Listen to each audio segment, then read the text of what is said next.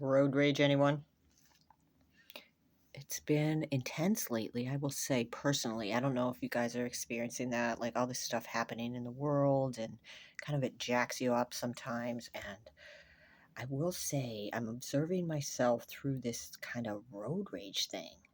I do a lot of driving, and there's this one course that I go on, and it's all back roads, and it's freaking beautiful. And I will just lay down and die to go drive over these roads and see these sights and look at the trees and the reservoir and the forests. And I feel so grateful. But sometimes I get behind these drivers and something comes over me. It's like a fugue state, and I am right on their tails, and I am calling them names, and my son's in the car with me, and he's taking on the energy, and we are just raging at these people, and we are creating the stories, and we're just, are we going to pass them? Are we going to risk our lives? Are we going, and then it's like, oh my God, I had to pedal it back. I'm like, Jack, it's really it's not that serious. We've got to pull it back. I've got to pull it back. We can't take this on.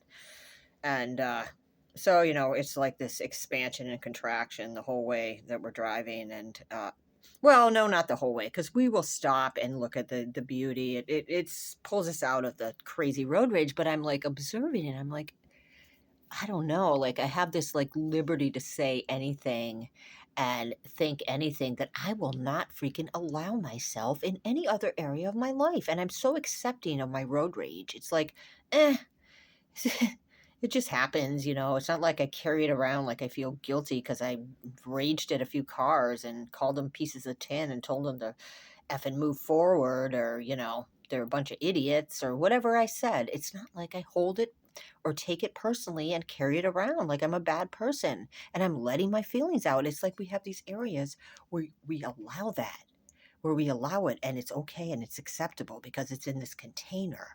When I thought, well, if I would just do that, like extrapolate that across my life and all these sticky areas where there's been past shit and, you know, and it comes up and we want to attach to it and let us pull us down instead of just rolling forward like we do with the road rage. It's a really good example for me.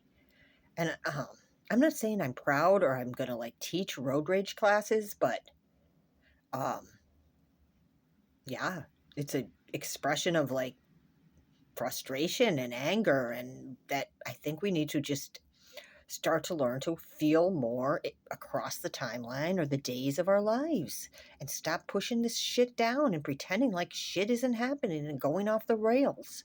Why do we have to keep it in these containers? Would we would we all just rage for like 2 weeks at each other? Maybe, a lot of people might get hurt or die even, but then we'd get through it. We'd get through the bloody hell of letting ourselves access the deepest portals of our bandwidth, our experience here, instead of freaking pretending all the gosh darn time like we're a bunch of robots. So I'm going to keep it in the road rage container, and that's going to be it. Over and out.